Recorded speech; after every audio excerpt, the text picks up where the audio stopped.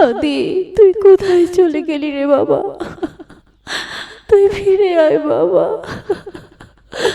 আমি তোকে কত বলেছিলাম তুই সাবধানে থাকিস। তুই ফিরে আয় বাবা, ফিরে আয়। তুমি তো বলেছিলে আমাকে একা রেখে কোথাও যাবে না, সারা জীবন একসাথে থাকবে। এখন আমাকে একা ফেলে তুমি কোথায় চলে গেলে? আমাদের সন্তান কাকে বাবা বলে ডাকবে? আমি বড় একা হয়ে গেলাম। হাদি ভাই আমার, বন্ধু আমার, তুই বলেছিলি যদি আমি না থাকি, যদি কেউ আমার মাথাটা গুলি করে খুলি উড়িয়ে দেয়, যদি আমার কলিজাটাকে ছিন্ন ভিন্ন করে দেয়, যদি আমি মরে যাই, তাহলে আমার হত্যার বিচারটা তোরা করিস। হ্যাঁ হ্যাঁ হাদি, আমরা করব, আমরা অবশ্যই করব। স্যার, এতদিন হয়ে গেল আপনারা আমার স্বামীর হত্যার বিচারের কোনো পদক্ষেপই নিচ্ছেন না। আমার স্বামী একজন দেশপ্রেমিক, একজন সৎ মানুষ ছিলেন। তাকে এভাবে প্রকাশ্যে দিবালোকে খুন করা হয়েছে, অথচ আপনারা কোনো কিছুই করছেন না। আমার ফেরেশতার মতো স্বামীকে হত্যা করে খুনি দিব্যি ঘুরে বেড়াচ্ছে, আর আপনারা এভাবে হাত পা গুটিয়ে বসে থাকবেন? দেখুন, আপনি একটু বেশি বাড়িয়ে বলছেন। আমরা কিন্তু হাত পা গুটিয়ে বসে থাকিনি, আমরা চেষ্টা করছি, আমরা দেখছি। দেখছেন? কতদিন ধরে দেখছেন আপনারা? কি দেখছেন আপনারা?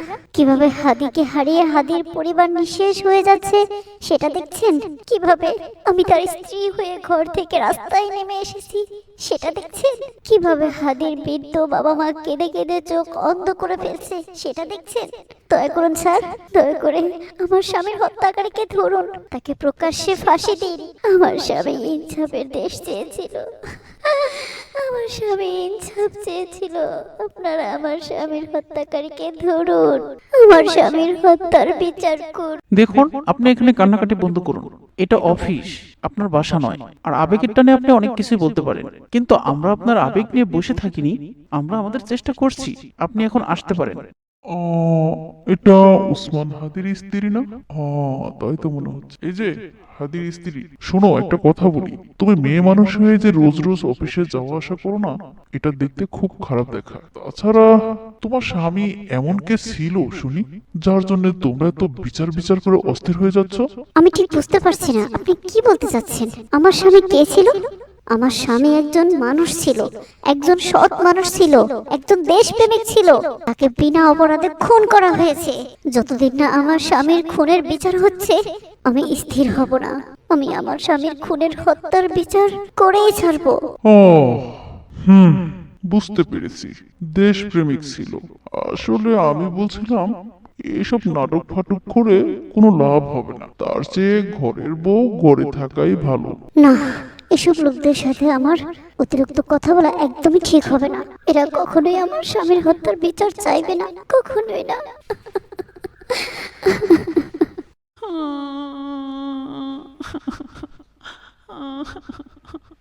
আম্মু, আব্বু কই? আর তোমরা সবাই এত কান্না করছো কেন? তোমার আব্বু আমাদের ছেড়ে চলে গেছেন, অনেক দূরে চলে গেছেন। আমি আব্বুর কাছে যাব।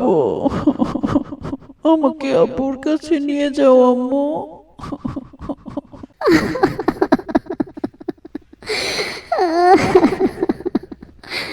বাবারে, আমরা যে আর কখনোই তোমার আব্বুর কাছে যেতে পারবো না।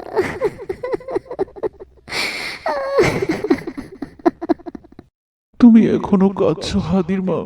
আর কেঁদো না, আর কেঁদো না, নিজেকে সামলাও, আর কেঁদো না। আমার ছেলের কি দোষ ছিল? কেন তাকে এমন করে নিয়ে গেল? আল্লাহ। আমি তো কাঁদতে চাই না হাদির বাবা। একটা মা তার সন্তানের লাশ দেখে এর চেয়ে বড় কষ্ট আর কি আছে বলো হাদি? হাসনাত, আমাদের এভাবে চুপ থাকলে হবে না। আমাদের কিছু একটা করতে হবে। নাহিদ, তুই ঠিকই বলেছিস। হাদি আমাদের জন্য সব সময় দাঁড়াতো, আজ আমাদের দাঁড়াতে হবে তার জন্য। আমরা এভাবে চুপচাপ বসে থাকতে পারি না। হাদি একজন সৎ মানুষ ছিল, একজন দেশপ্রেমিক ছিল। সে দেশকে ভালোবাসতো, অন্যায়ের বিরুদ্ধে কথা বলতো। এজন্য কি তাকে মরতে হলো? হাদি ইনসাফের জন্য নিজের জীবন দিয়েছে। আমরাও হাদির সাথে ইনসাফ করেই ছাড়বো, ওর হত্যার বিচার করেই ছাড়বো। আমরা আমরা বিচার চাই,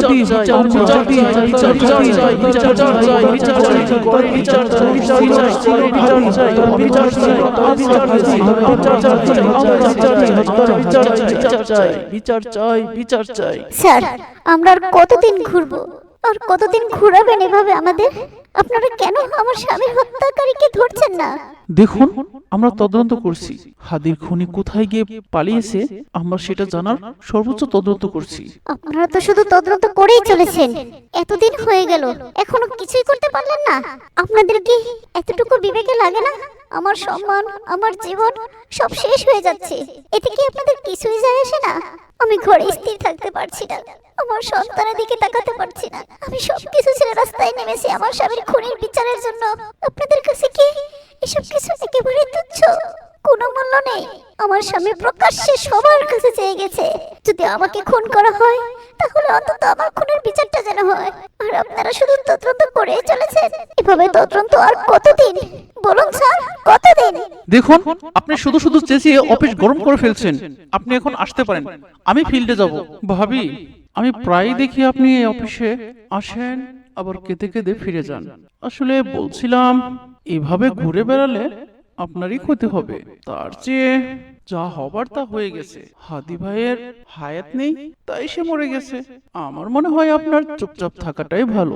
আপনারা যাই বলুন না কেন, আমি আমার স্বামীর খুনের বিচার না হওয়া পর্যন্ত ঘরে বসবো না। আমি ভয় পাই না, আমার স্বামীর রক্তের বিচার আমি চাইবই। প্রয়োজনে এই বিচার চাইতে চাইতে আমিও মরে যাব, কিন্তু আমি আমার স্বামীর খুনের বিচার চাইবই। দাদু, ও দাদু, সবাই বলে আব্বু নাই। নাই মানে কি? দাদু ভাই, নাই মানে হলো সে আর কখনোই ফিরবে না। দাদু,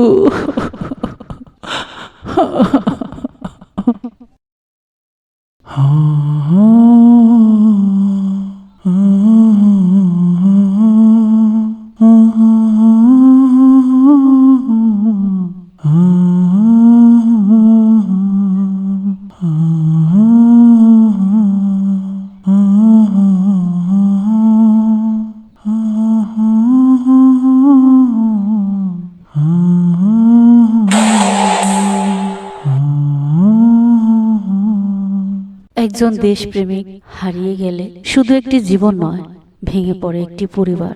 বিচারহীনতা শুধু অন্যায় নয়, এটা অসংখ্য চোখের জল।